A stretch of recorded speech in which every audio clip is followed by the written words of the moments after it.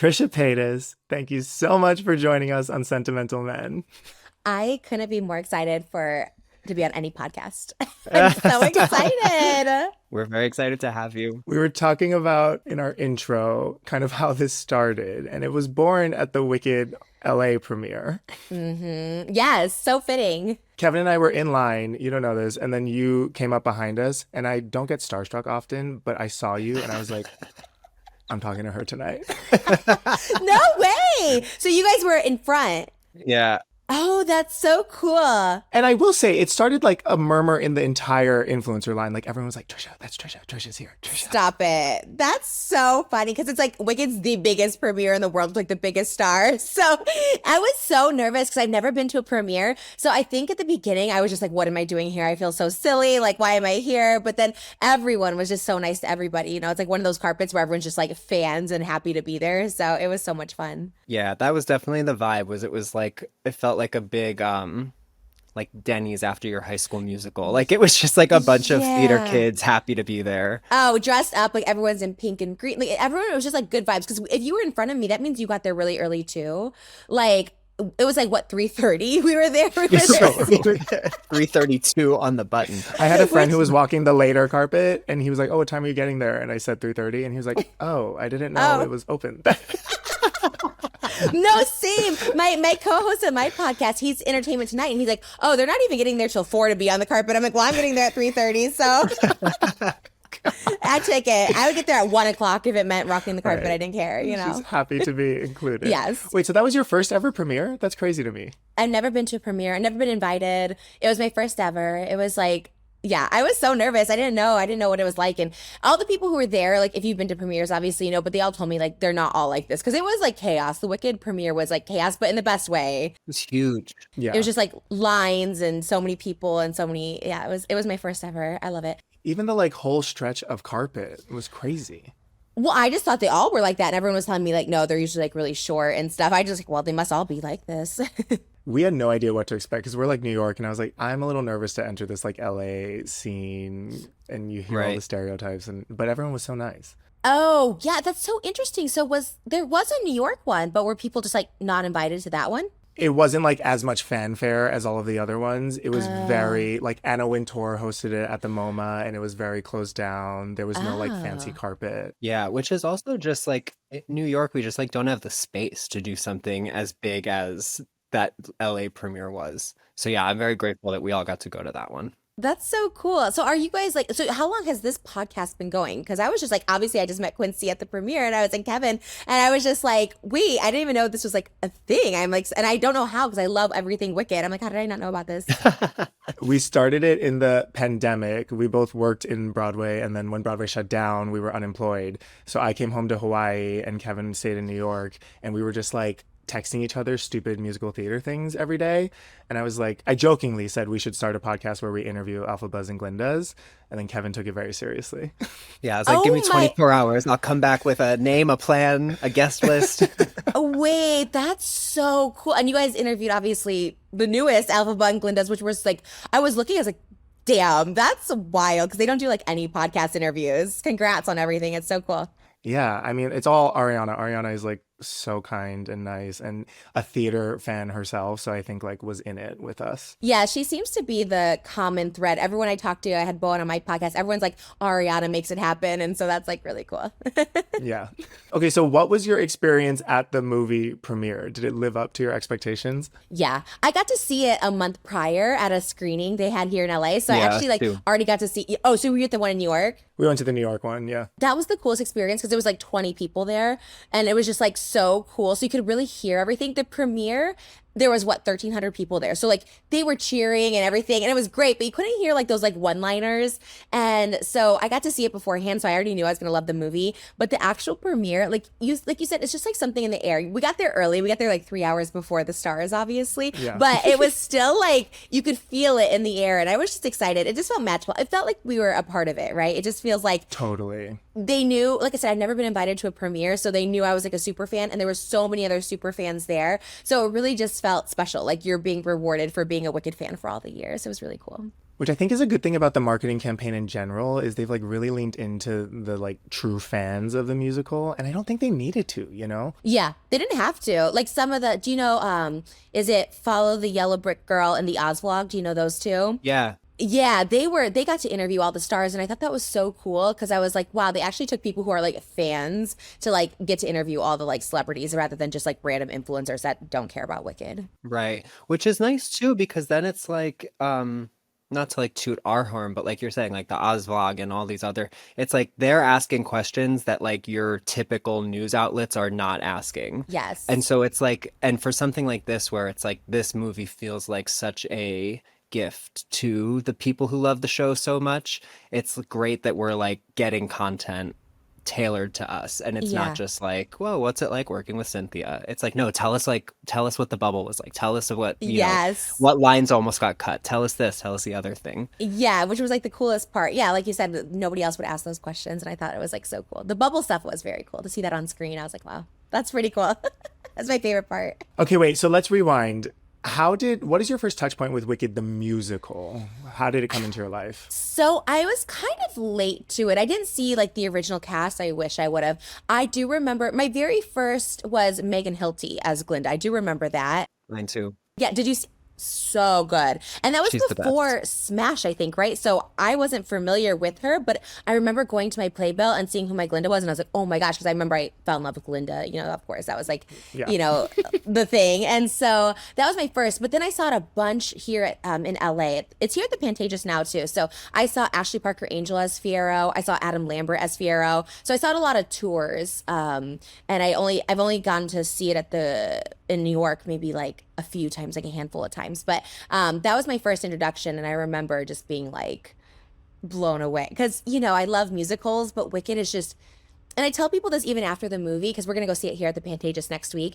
Is like the stage production is the movie's amazing, right? Because it's a movie, but the stage production gives all that. Because my husband's never seen it, and he's like, "I wonder how they do Dr. Dilliman like on stage," And I'm like, "But you have to see it Right. because it's so cool. Like you can't even imagine if you haven't seen it." And Wow, so your husband's first experience with Wicked was the movie? yeah, yes, the premiere. Wow. Wow. Yeah. So he was like cosplaying and singing with me, but he like has like as long as you're mine, he has no idea where it fits in. Like he doesn't know anything. He's just like going with it. But he loved it. He loved it. He's not a musical person, and he was like, "This is the best movie I've ever seen." He like loved it. You are such a musical fan in all of the content you put out. These like highly, highly produced music video recreations of Broadway shows. What gave you that bug? Yeah, like have you always been a theater girly? Yeah, always. Musicals have always been my thing. My very first one I saw was on Broadway was Producers in like 2003 at the St. James, and I love. So I got to see Matthew Broderick and Nathan St. Lane. James. Yeah. Isn't that crazy? Your first Broadway show? Yeah. Trisha, I know. I was trying to think about it. I was like, what was my first Broadway show? I have goosebumps. Right. Wild. Because I've only ever seen one other show, Something Rotten there. So I was like, wait, my first one, St. James. Yeah. Wild. And I fell in love, of course, again, because I wasn't blonde growing up. I was brunette, but I always loved like Britney Spears, Marilyn. So Ula from Producers, I was like, I want to be her. So I just liked these shows because I wanted to be in them. So I saw a Little Shop and I was like, I want to be Audrey, and get saved. So I would see myself in characters, and I was just like, I love it. So those were like my first introductions was Producers. And then my first movie was like Little Shop at like 7 or 8. And I was like obsessed with it. I just like the fantasy. I just like to like the idea of like getting to be in another world, whether I'm watching it or pretending to be in it. Like it's just such a escape. And I think that's why everyone loves Wicked, because it's so fantasy and escape, and everyone like relates to it. And it's like, I wish that could be me. We're going to get into your Broadway era that you're entering. Yeah. But just like when you were younger and thought about your future career and aspirations, what was the dream for you? Because you have such a fascinating trajectory. Mm-hmm. I wanted to like act and sing and dance, but I think I got discouraged by so many. Like I never got casted in community theater. Like I just was never like good enough. So I think I just got discouraged. So I kind of switched it once reality TV came around to being like famous. I was like, oh, I just want to be famous. You know what I mean? Just Yeah. I wanted to perform, but I didn't know how it would work if people wouldn't like, cast me based on my abilities. So I just kind of pivoted, and then YouTube came around when I was 18, and that's when I started. So it was really early on. It was like the first year of YouTube I got on, and I think my first year I sang Popular. There's a video of me in 2006 singing Popular, and I'm like super tan. Yeah, yeah, just in a pink sequin dress. And I really thought, even back then, I was like, maybe if someone sees me on YouTube, like they'll cast me. Like I wanted to be Glinda in the show. And in my head, my delusion, I was like, I could be her. You know what I mean? And so I put out those videos. I probably have 30 Popular videos out there right now of me singing because I thought like maybe somebody will cast me, not knowing what it takes, obviously, to be on Broadway as Glinda. But it was a dream. It was a dream. Were you guys performers too? Kevin has a BFA in musical theater. Oh, oh. I sure do have a BFA. I don't use it anymore though. Wait, are you like a singer? I can sing, yeah. I would not call my If you can say you sing, that's already, I know you're good. I'm so in awe of people who sing. I really am. That's why I love Broadway too, because people who sing are just like, like they're just amazing. It's like another world. You know what I mean? Like, I don't know how they have that talent. Like Cynthia and Ariana, they're just like, how can you even do that? It's crazy. yeah. I feel that way watching dancers too. Is I'm just like your Dancers. ability to do like to move your body in a way that tells me something is so like crazy and It's impressive to me. dancers are like the unsung heroes because they're in the ensemble, and so a lot of people would think like background, whatever, and maybe not even as appreciated as like monetary compensation. But they really are the talent, like the like heartbeat of the show. They make everything feel full, and they give their all, even if they're not like the star of the scene. It's like I love dancer. I wish I could have been a backup dancer, ensemble dancer, or something. It would have been like a dream. I love them. Did you see Death Becomes Her when you were in New York? Yes, my fave. Megan Hilty. Yeah, I got to meet her backstage. I was like shaking, and I never shake. I don't shake with anybody. And I shook when I met her because she's kind of she kind of might be my Broadway icon forever. Like, I think she's my number one because I just loved her as Ivy. I saw her as Glinda, and then seeing her in Death Becomes Her still just being absolutely amazing was, yeah, she was so nice. She was so nice. I was like, I was starstruck. The night we were there, Catherine McPhee was there too. So I saw her backstage. Oh, it was that night Yeah. with the Smash Girls. Yeah, it literally was like, they're like, there's two VIPs here. And I was like, oh my God. So then I was like waiting, and I saw David Foster and Catherine McPhee. I was way too shy. I was like, I'm not saying it. I was like hiding, actually. I was like, I shouldn't be back here. I was starstruck. Because Smash is my all-time favorite. I love Smash. Yeah, same. So good. Quincy, so did you go to college for theater too? No, I performed in high school and college. I was on a theater scholarship in college, so I had to Okay. minor in it. But I majored in marketing and advertising because I knew I didn't want to do like the performer thing. But I just Oh. loved theater so much. That's so interesting. As someone who's like a non-performer, doesn't prefer to perform, what did you love about it? It's interesting because as I grew up, I realized that like I actually don't enjoy performing. It was because it gives me a lot of anxiety, but it was just giving me another entry point into this art form that I loved so much. I think there's like you can't really beat the live theater experience. It's so visceral, and I also just love belting women. I Oh, find it so Death exciting. Becomes Her is the belting women. That is like, it's just chills. You just start crying. I wish I could belt. If I could do one thing, it'd be to belt.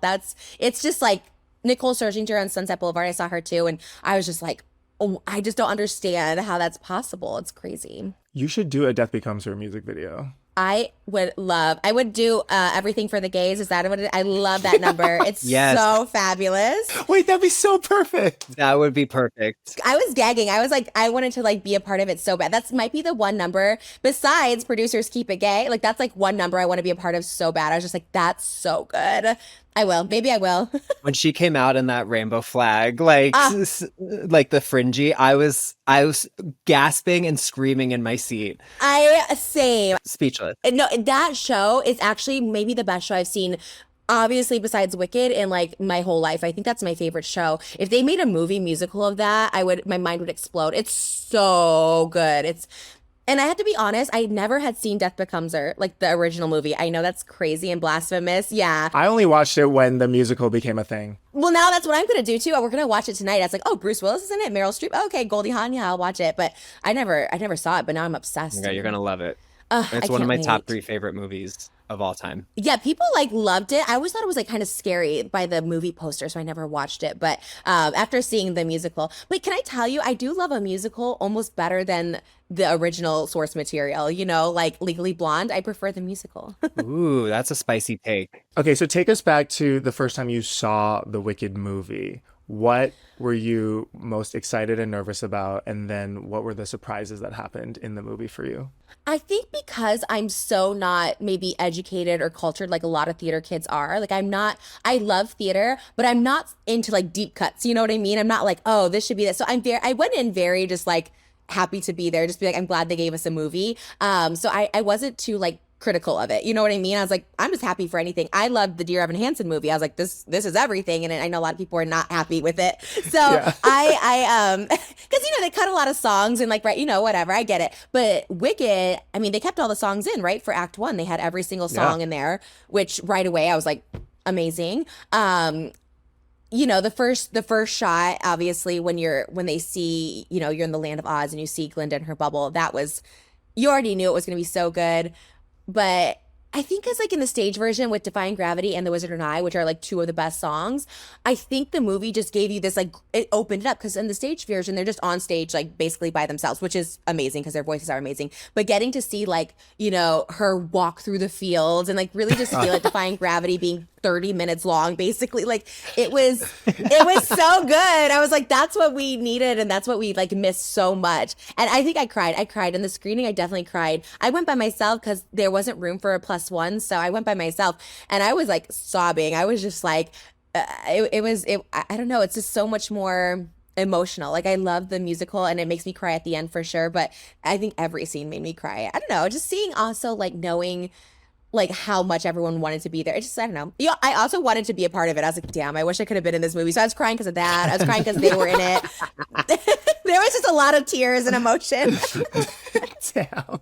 But it was the best. I came home and I was like chills, happiest day of my life. Like everything just felt right. It was amazing. Wouldn't change a thing, honestly. I was so happy that we were able to see like a smaller screening before the premiere because at the premiere I was so focused on trying to like be at the premiere and like remember that experience and like Yes. be present for it that I like feel like I barely watched the movie at the premiere compared to how much attention I was paying in that first smaller screening. Because the first smaller screening too, I agree. The first smaller screening was like 20 people, really cushy chairs. So you're like in these cushy chairs. We were, again, happy to Hors be there, but like d'oeuvres.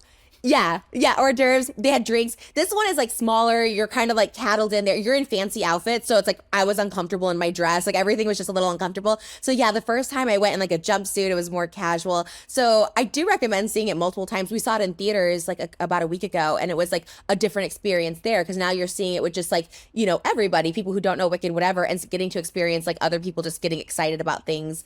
Because the premiere was wild in the sense everybody's applauding everything, which is great. It's so fun.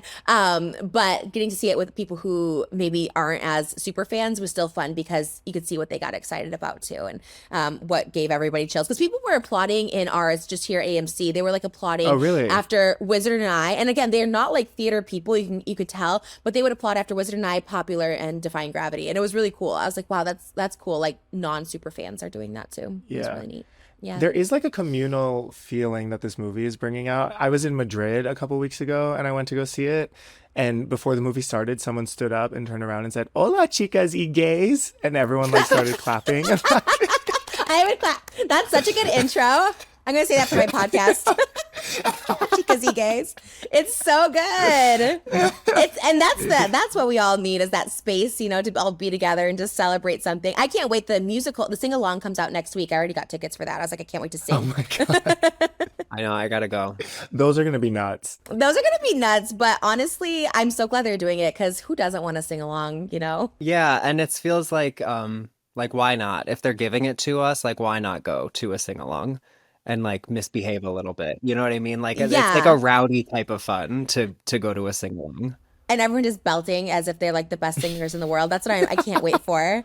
I cannot wait. I've been to them before for like Greece. They've done sing-alongs. Like I've been to them and I love them so much. So I think Wicked's gonna be wild. There were singers in the theater when we went to see it at AMC. There were people singing and it is a little annoying, but Were people shushing them? yes, yes. People were like, shh. But it happens even when we go to Pantages. People sing a lot. Like it always happens. People are just Oh, like singing. I'm like, wow. yeah, it's weird. It's only in LA. New York audiences are a lot more. They know the etiquette. Here in LA, they'll just sing to like anything. Yeah. Have there been parts of the movie as you've seen it more and more that stick out or that you didn't notice the first time?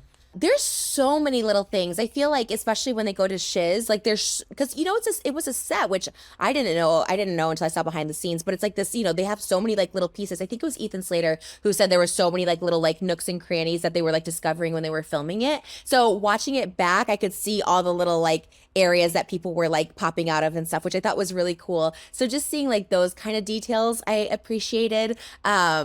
Dancing through life, like seeing that again because I saw behind the scenes of them rehearsing. I was like, wait, I didn't even realize like the movement of the circles and the jumping. Like I didn't realize how acrobatic it was. I didn't fully appreciate that. So getting to see behind the scenes and then watching it again, it's kind of like, wait, there's so much happening in this scene. It was really cool. I do keep going back to the choreography because obviously it's happening and you see it, but then when you really pay attention to it in the movie, it's like, oh shit, this is intense. It's so intense, but there's a reason it goes viral. Like every dance is going viral on TikTok, from the, what is this feeling to dancing through life. There was like another one that went viral. Oh, the girl with the bob. Yes. Yes. And have you seen that one? The what is this feeling with her fort? Yeah.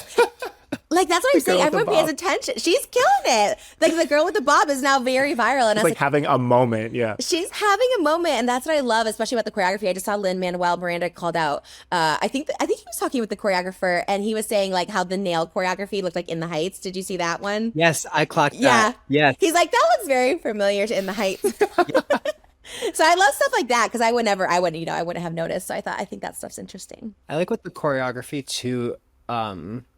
The third time I saw it, I left feeling like, oh, so much of the choreography, not as a whole, but like the individual moves are kind of like animal in nature. Like there's so much like, which then to then think of like, oh, they're in this universe where animals are equals becoming less equal to them and still they're moving like animals, or like this that they do in the Oz Dust is so like chickeny. Oh, interesting. It's such smart choreography. It is that kind of stuff. You're so right. I just noticed too. We saw when the clock. I think it's like during the time when like Nessa flies through the air and the clock kind of comes down and there's like animals underneath it. Like I never noticed. I was like the wizard and then there's like animals. I was like, so stuff like that I didn't really get either, but the choreography is so good. I just saw one today. I forgot who the Fiero was, but it's during a stage production and he does like the little like scarecrow arms on Glinda, and I was like, I think that was Sebastian Arceles. Yeah. Oh, I'd never seen anyone do that. I was like, did he just put that in himself? Because it was so good. So smart. But people who see those little things like Fiero, like a corn on Fiero, I'm like, how do people notice that? Like, I didn't notice that. But my husband knew. He's like, I feel like he's going to be the scarecrow. I'm like, how do people know that? Because I didn't know when I first saw the stage production. I had no idea. But people are like getting it already. Well, it's been so fascinating seeing people be gagged by discovering that because you forget that, some people don't know Wicked and the story of it. Yeah. I guess it should be a spoiler alert, but I feel like it is something that's out there. I didn't know when I saw the play. I remember being like, whoa, my mind was blown when people started turning into the Tin Man and the cow. I was like, whoa, that's such a cool connection. It's really cool how they did it. And the like Oz thing, when I saw it in Madrid before the movie starts, they play like this Star Wars screen roller of text that like explain the story of the Wizard of Oz and like where we are in the journey right before No One Mourns the Wicked starts. And I was like, oh, does the world not have like this cultural context of what the Wizard of Oz is? I don't think so. I don't think they do. At least not to the extent. Right. Then it makes sense. Did you see Whoopi Goldberg said that she was trying to get the rights to Wicked back in the 90s? Did you see that? I saw that. And Demi Moore was going to play Elphaba in like a non-musical version of the movie. That would have been so. It's crazy it's been around for so long because I actually haven't read the book, so that's what I'm saying. I'm not too like deep into it because people were saying the books are like super sexual, and I was like, I would have no idea. The book is so different from the stage show. Stage show is essentially just like took the like idea of the book and then did their own thing. I had no idea. It made it PG. Okay, so it's not PG. The book is like R-rated. Very sexual. The book is like a heavy PG-13. Like at school, the kids were coming in with the book after they saw the movie, and I'm like, like your parents probably should not have bought this for you, an 11-year-old. That's good to know though, because I was gonna like buy the books too, and I was just like, wait, that's kind of good. I mean, I like it as an adult. I think that's interesting. It'd be like, an I would love to know. Read, yeah. Yeah. It's like who's hooking up? Like who? The students? The like who is it? It's so interesting to me. But I like it. I like the wholesome version, though. I like Wicked because it is so wholesome. Well, that's why it's like kind of problematic that they're wrapping the book with Cynthia and Ariana now because people are going to think it's like that story, and it's very much not. Oh, are they doing that? That's crazy. Yeah, it's like the movie poster on the book. Oh, they should maybe, like do like a watered down version for that. But Kevin was saying because it feels like this movie is gonna spur like a Marvel Cinematic Universe of Wicked movies. And what if they did like musical adaptations of the other books in the Wicked series that Gardner Maguire wrote? Oh, interesting. How Maybe would all they? three of us could be in one of those movies. Maybe there's time for us still. I would be a goat. I would be whatever. I don't care what I would. I'll be in like the To Be limited series that gets Oh, like criticized. the knockoff version. Yeah. Same. I would be in anything I'll Wicked. wave That a would. little tulip at Ariana Grande in Ah! the opening. Like, You would be so cute in it, actually. No, actually, that'd be so cute. Maybe you never know. If they do more, that would be, yeah, I think everybody would be so excited to be in it. We're all auditioning. We're all sending our tapes in. Yeah. You come out of retirement for performing. yeah, for Wicked, I would. What are your thoughts and feelings about the second part of the movie? What are you hoping for? I just know. I just know it's going to be even better. Like, you know what? Part two is where all the excitement happens, where the reveals come in. I mean, it's sad. I mean, act two is like the saddest act, but I think all the bangers in act one, everyone knows, right? Popular and Defying Gravity. But I just feel like the songs of act two are underrated. I mean, everyone loves As Long As You're Mine, of course. But like, I just think like For Good, like, I think people are going to really like get into it more with the final one and the two new songs, which I think is, I'm down for it. I like the idea of two new songs being added in. You know, too. that's so smart. So and much like happens in Act Two that, like, yeah, let's throw a couple songs in to help clarify things. get some more. Right. Yeah. That's true too. Because Clarify is a good word for it. Clarify is great because the first time seeing it on stage, it's sometimes you're a little confused. Like there's so much happening. What is happening? So I know it's gonna be beautiful. Just that one shot we've seen of Glinda getting married, I was just like, oh, that looks so good. Like but we haven't seen hardly anything of anyone else, so it'll be interesting to see. I'm so excited. I hope they do an early screening like January for people. You know what I mean? Because I want to see it so bad. Right. I just can't And wait. in theory, I it should be cannot wait. almost done at this point, you know? Do you think it is? I'm sure it's done, right? Or no? They've had it in the can for so long. I imagine they've been Yeah. tinkering away at it. Yeah, I actually wonder, like, that's interesting when you film two movies at a time and they're releasing separately. It's like, did they all like stop working on the second one to focus on the release of part one? I wonder. Right. They're not, because they're done filming, right? Like done. Yeah. So that is a good question. I also wonder if they like hold the edit to like see the response to the first movie and then that informs how they edit and put together the second movie, you know? That's probably it. Yeah. I think you're probably right. How they react to characters. Like maybe there's some that they liked more than others. Yeah. That is interesting. That's good though. That means they listen to fan feedback and stuff. Because I personally wouldn't change anything, but I do hear the criticism out there, and I'm like, oh, there's some valid ones. I loved everything. I'm so simple. Like I don't know that kind of stuff, like the lore of it, but I do understand like when people are like, oh, I like this, or it should have been this, or whatever. My only critique is maybe Fiyero should have been wearing white pants during Dancing Through Life. I was very sad those weren't there. Yes. I agree. But there's white pants in the I'm Not That Girl forest scene, We right? did get the white pants, Yeah, but not enough close-ups of them. his little like hip shaking in it would have been so good though. That's my Yeah. favorite. All the Fieros wearing that when they jump on the little like statue in the stage production, it's like so good. I was like, I always wanted to do a remake of it. It just would be so hard because there's so many characters and voices, and then it's really long. So to do like a remake video shot by shot, even if the stage production was going to be like so hard. And Well, have you ever seen Cher doing all the parts in West Side Story? yeah, that was my inspo for Suddenly Seymour. She's like, of course I have seen this. Yeah. I saw it as a little girl and I was like, I want to do that. I want to play all Yes. the parts. That for Dancing Through Life would slay for you. There's a lot of parts. There's a lot of parts in it. I would do it though. I would do it because I love it's my favorite song in the stage production. I loved it in the movie too, but I do think Cynthia and Ariana obviously like, I don't know. I just liked it because there's so much happening in it. It's such a production number. But I obviously in the movie Defying Gravity was like bigger than life. It was crazy. Oh, see, the movie gave me a newfound appreciation for Dancing Through Life because I've always just been kind of like fine on it on this stage show. Really? Yeah. And Something Bad and I'm Not That Girl hit for me in the movie. I'm Not That Girl hit because I kind of don't remember it in the stage production in the first half. I remember in the second half and I was kind of like, oh, and then oh God. And that one I was like, chills. I do.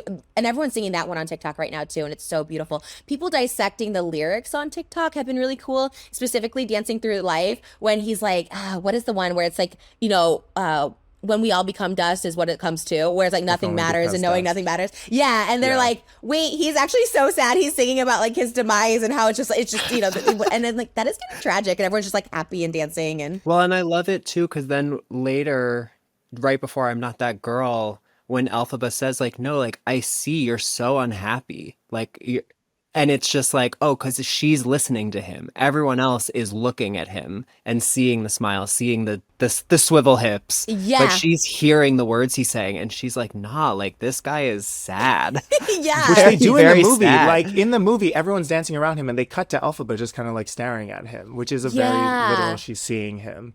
Yeah, that made so much more sense, their connection to me from the movie. You know what I mean? Because in the second half, you're kind of like, well, that kind of just switched fast, you know? But in the movie, you just see it so much more throughout the whole thing, them like just constantly like looking at each other, thinking about that night, you know, all that stuff like that. And I was like, oh, I get the connection like so much more. There, as long as your mind is gonna do things to me. I know. I'm already crying. That's my favorite, favorite, favorite. And I can't even imagine. It's so good. They're Yeah. literally the perfect Fiero and Alphaba for that. It's going to be so good. I can't wait to see it. It is insane how good the casting is in this movie for every part. Like an all-star cast, like there's just no one that could have been better for all the roles. Even Jeff Goldblum, who people were like a little, even me at the beginning, I was like, that's kind of an odd choice for the wizard. But I Oh, was Kevin like, was all in on Jeff Goldblum. he like ate so hard. I was kind of like, I liked him. I love that man. He's the best. I'm excited to see him in part 2. Yeah. Him and Michelle will have so much more to do in part 2. Michelle was so fierce. I think that would have been my favorite. That would have been my character I would have loved to play in this movie as Madame Marble. Like she's so fierce with the scene with the monkeys flying. That was just, oh, she's fierce. I loved her. You would also slay as a Shen Shen opposite Bowen. Well, that would have been the dream. As soon as I saw, obviously Bronwyn James is queen, but when I saw, I was like, no, that could have been me. That was the one. I liked seeing so much body, like positivity, like just like different body images. Because in the past, I don't think you would have seen that. And so, like, for me, that seems like, oh, I could have actually been in this movie without having to be like a size 0. You know what I mean? So it was cool. The teachers were different sizes. Like, I appreciated that just because I'm bigger, obviously, and I like to perform. And you never see characters that are just performers that isn't about weight or anything like that. So I loved Shen Shen in this movie. I thought it was so good. And, yeah, I thought they were both really good because the characters kind of get lost in the stage production, but I didn't even know their names, honestly. What's Shen Shen and Fanny. Fanny? Yeah, I didn't even know. I heard Bowen talking about Fanny being Sutton Foster originally. I didn't know that was the name. Yeah. But they crushed. They were my favorite. Even before I met Bowen, I said it on my podcast. I was like, his lines were so funny, and I thought Bronwyn and James like they were really good in their characters because the stage production they get kind of lost. In the movie, they were really good. You told me at the Little Shop party that Fanny and Shen Shen confirmed are in part 2. They are confirmed. He said it on my podcast. I think I can say it, but yeah, he's like, we're definitely in part 2. I was like, I thought they were done after Shiz. In the stage production, you like never see them Yeah. again. I didn't read the books, but apparently in the books, I guess they like are in there more. But yeah, he's like, they're definitely coming back for part 2. And I was like, that's tea. That's so good. I'm so happy for them. Like, 'cause what does that evolve to? Do they become like Glinda's palace workers? it must be. That's what I think too. Like her court, yeah, like her people that are just like around her, which is interesting because it's like what she loses Elphaba, so then filling that hole, she like goes back to her flaky friends that maybe don't mean as much to her. Right. Mm-hmm. He had said that they had gotten a lot of hate on those characters. And I was like, well, they're kind of characters you're not supposed to like. I mean, they're not awful. like, yeah, they're not good people. So it makes sense. So yeah, to go back, like you said, is interesting because, you know, her character arc will be different with them, which is good. It will be interesting. I just like to see the depths of all the characters. You know, I think it's Bach in part 2, I think will be so good because we didn't see much of him in the first part. So I could have used a little more Bach in the first part. kind of same, right? Because I love him so much in the stage production. He adds so much to it. So I thought they could have used more of him, but it'll be interesting because I think part 2, I love when I love his song in part 2, you know, when he's already the Tin Man and he's like gonna go kill the witch. He's so aggressive. I can't wait to see it. Made of Yeah. tin. Yeah. Yeah. For once, I love being heartless. And it's like, I'll be heartless killing her. Like, I love it. I joke that Adina and Kristen got more screen time in the movie than Bach, but I think it kind of might be true. I think they may have. Yeah. For sure. For sure. I wonder why. That's such interesting. The second or third time I watched it, I noticed like with Ethan and even with some of the other characters, it's like we didn't even visually see Ethan singing Bach's big note in the let's dance sequence. Oh, really? Do they cut Like away? it cuts away to Nessa Rose, and it's like, so it's like even that, it's like Oh. even when he's on screen, we weren't like seeing a lot of Ethan Slater, and so I'm excited like for Wicked Witch of the East, like him, like for Yeah. Bach to like blow up before that song, and like you're just like her, you're just as wicked as she is, like Yeah, I'm interested in that too. That's why I'm kind of surprised he didn't do more of a build up because it will be like all of a sudden Act Two he's like this big character and it's like where was he in Act One? So it is, and that's Maybe it was like an interesting. artful directorial choice to communicate to audiences how none of the characters see Bach in part one. mm. Oh, well that's tea because that is true. I just saw some video, some TikTok or something that was saying how like you almost have to watch Wicked Part 1 as Glinda's point of view because it's like her memory. And so then like that would explain like yeah, Bach would not be part of her memory Oh, because she ignores him. And so I could totally see. I think that makes a lot of sense, Quincy. that makes sense. And then he shows up more because would Act Two then be more told in the POV of who Alpha? I guess. I guess, or like maybe part two is more just like we're watching it in real time, Mm. whereas part one, we're seeing Glinda's memories of these events. This is why I like conversations like these because like it's stuff I wouldn't think about and I was like wait that's so smart and it's so true that is actually so true that makes sense yeah. Well, I do kind of love that we're getting a year before the second movie because in the stage show, I think it's easy to forget like how much time passes from college to these grown adult women. But Yeah. having such a big break, we're really going to be able to see them come back as different women.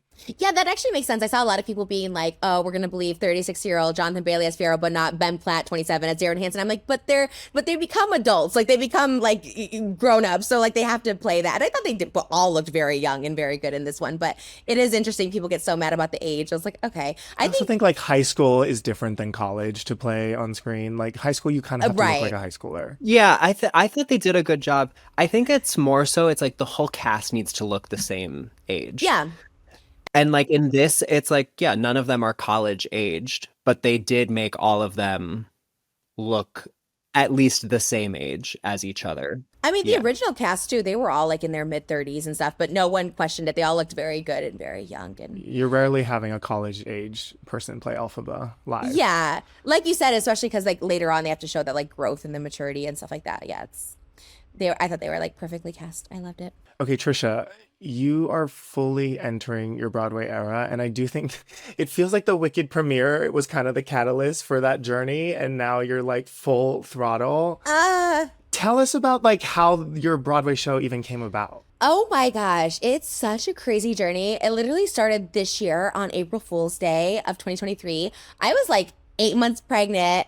I see it at I don't know if this is a comment or not, but like I like to Google myself and see what comes up in the news articles. I'm like, what's new? So there wasn't much happening because like I said, I was super pregnant. I wasn't doing much. But all of a sudden I see Trisha Paytas is set to star as Roxy Hart on Broadway. I like did a double take. I I was like, am? yeah.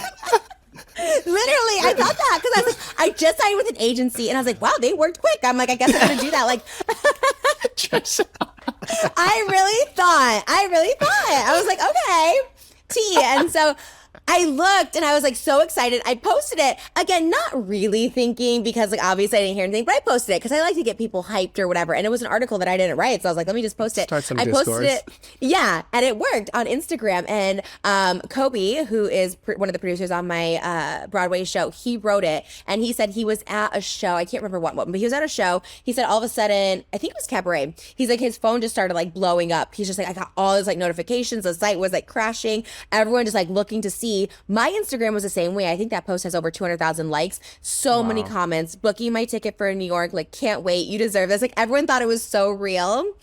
And it was really sad. So I had to tell so many people, I was like, it's not like, sorry, it's an April Fool's. But they were excited enough to like reach out to my agents and they're like, maybe there is a show for Trish if it's, obviously not Chicago, but it's like something. So it happened relatively quick. I mean, we put it together this summer and then we found our director Skylar in the fall and then we announced it this winter. So and then we're performing February 3rd. So it's less than a year that it came about. And Wow. yeah, it's absolutely wild. We have like amazing choreographers and just like really talented people that already work on Broadway. is it's like this like dream. It's really cool, and we have a lot of like celebrity Broadway guests that are like Broadway stars, and I'm Oh, okay, just cool. I'm so excited. Yeah, they're like, I'm just glad people want to be a part of it, and I'm like starstruck. We haven't like announced the names, but the people who are a part of it, I'm so happy. And all of it's for charity. It's for the Entertainment Community Fund. So it's all like I get to live my dream, but also like we get to like raise a bunch of money because it sold out within like 5 minutes, but we have like live stream tickets available for it. So it'll also all go towards charity, which is great. So when you are like, so for so much of your theater presence has been like recreating things that were written for other people, right? Like recreating Smash, recreating Wicked. So now that you're in this position where someone's like, okay, what do you want to do on Broadway? Like to have that kind of creative control, what is that like? It's it's like honestly, it's like surreal. Like I actually don't even know what to do with myself. Luckily, I have really good people like George and Kobe and Skylar, the director. Like everyone has really good like creative direction. Because honestly, I didn't have that much creative direction. Because to me, I've always just recreated stuff. I've never done anything original for me. But now that we're doing like a Trisha Paytas like Broadway Dream like now I have a lot more ideas. And we're singing a lot of songs that are already like made popular by musicals. So there's a couple original songs in there in the beginning and the end, but then we're also like doing a lot of like homages, which is like really fun, which is like more my up my alley. But it's cool. Everyone has like these visions, and then now I can kind of just piggyback off of them. So it's surreal. It's so crazy. I never would have thought. I thought like, oh, maybe I'll like go into a show or something like that. But this is like even cooler because I don't have to like live up to expectations. We just saw Sherry Renee Scott in Little Shop, and I was like, I don't know. I don't know if I could do that actually. Like that was so good. In my head, I was like, oh, I could do Wasn't it. she And then I saw her. I was amazing? like, I mean, honestly, the best Audrey I think I've ever seen in my whole entire life. I was kind of like blown away. The whole cast actually was really good in Little Shop. And you know, it's Have off to go. Broadway. And again, I'm not like so familiar with off Broadway shows. So I thought off Broadway meant like, I don't know, you're not on Broadway, but like it was like it's my favorite show that's out there right now in New York. And it was so good. But yeah, I'm excited to get to do my original stuff. So I don't really have to compare to Sherry Renee Scott or something, you know, it's like just me. So it's good. So what can we expect from the content of the show? So it's basically kind of just I don't know how to like say it without giving too much. It's kind of a little bit Christmas Carol-y. There's the Broadway Okay. past, present, and future giving me tips on how to make my Broadway debut.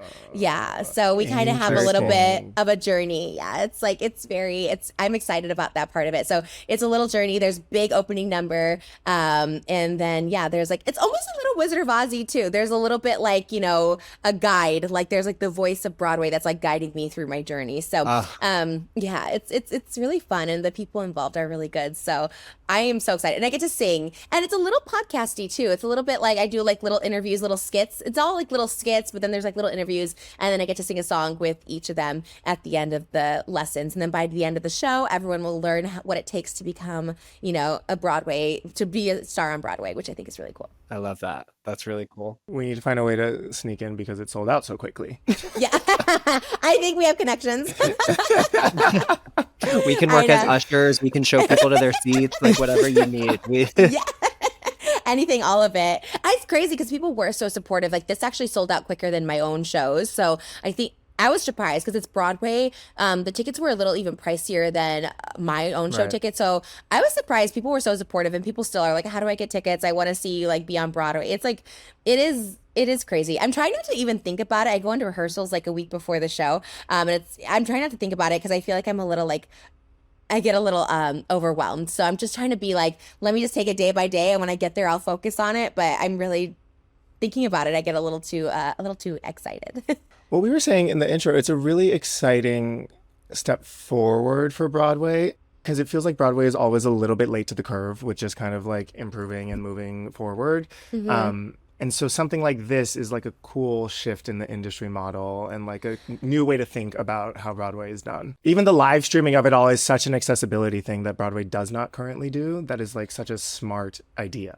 which I think is what people really want, right? Because so many people watch those slime tutorials and stuff, and people would love an opportunity to like support financially, like to watch something of high quality. So I'm Hmm. I'm really honored. I hope I don't like screw it up for the rest of the influencers because like it is, influencers can do something and people are like, oh, that didn't work out. You know what I mean? So sometimes it can be cringy. A lot of influencers have been on Broadway. Dallas Cameron was in Mean Girls, and there's just Todrick. And they're all great, but sometimes it's like you never know how it's gonna go. So to have this sort of new Broadway show about me is like it's really an honor, and I don't think it's gonna be a disaster because I love it so much and I have so much passion that no matter what, I think it'll be good because I'm just excited to be there, and I think with the majority of my shows, people are just excited that I'm following a dream, and no one else would give me these opportunities. So the fact that this like happened because of like the fans is like really really cool, and yeah, obviously George and Kobe. I mean, they have like Tony nominations. They're so like amazing. So I have like a really good team. I feel very lucky. I don't know. It all kind of just like yeah, the wicked of it all. I think it was like a magical like year of like musicals, and it's nice because I truly love theater too. Like I'm glad that it was like some that I got to do it because I love it and I appreciate it so much. And you are such a genuine entertainer at heart that I think anything you do is just going to be gold.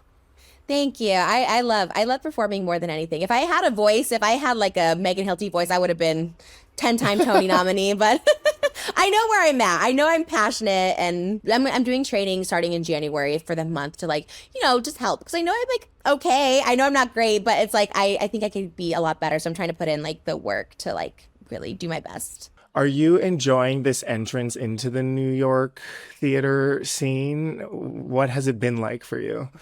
Oh my God. It was the best. The night we went to Little Shop, it was right after SNL and I was out till 6 in the morning, which by the way, I go to bed at 6 p.m. every night. So I was like out and I called George and I was like, I'm so tired. I don't think I can only go to dinner. I don't think I can make Little Shop. He's like, it's the 1500. Like, I really would love, you really don't want to miss it. And I was like, okay, so I was so happy I went because it was the best production I've seen.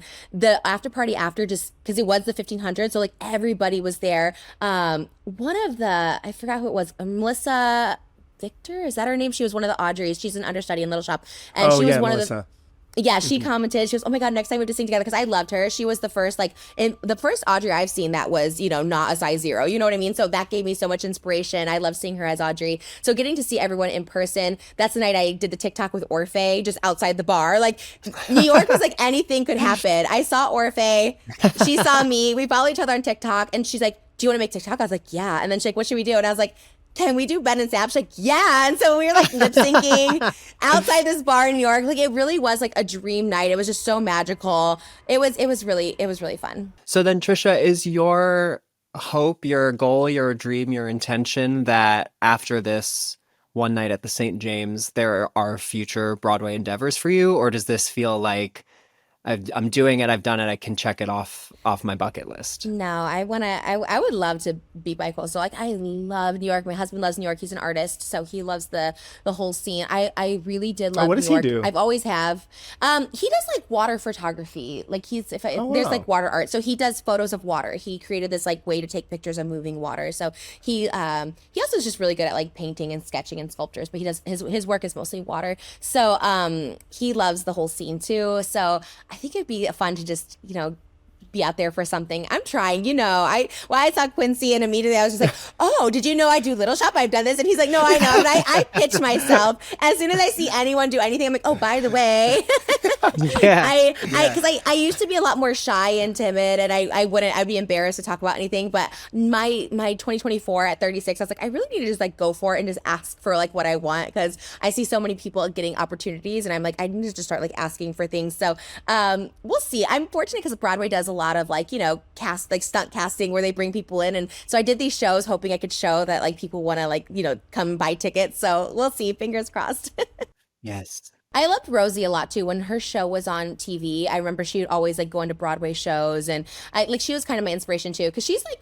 She's definitely not like a belter, she's not like a great singer, but I liked her passion. She was like in Seussical, I saw her in, and, Grease and stuff. She was really good. So that's always kind of like my model too, or just have a show where people can come on and like perform their I was Broadway gonna say songs. I could see you doing a Rosie type show and just having all the Broadway Yes, I people would on. love for you to have like a morning show. I'd Oh, love I to would. wake up, see you sit at a little desk.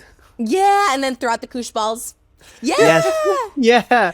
I love that you guys know because you're probably so much younger than me, but I was a Rosie stan, you know what I mean? Like she was my thing when I was like 8 years old. I used to like love her because again, body representation. I was like, oh, she's on TV and she's like not so skinny, so I just always like drawn to people like that. Amazing. Trisha, this has been so fun. I'm so excited for this next chapter for you. I can't wait to Thank watch it all you. play out. It's so crazy how we just like met each other at the Wicked premiere. Now we keep seeing each other so much. Hopefully, we'll continue to. You know, It's Broadway going to. show. You're going to be You in know, the city. Yeah. I have heard it said that people come into our lives for a reason. Bringing So, something they must we learn. must learn. I love What it. a Oh, I great love ad. it. Thank you. Awesome. Thank you Well, so thank much. you for joining us, Trisha. Yeah. Have Thank a good you. holidays.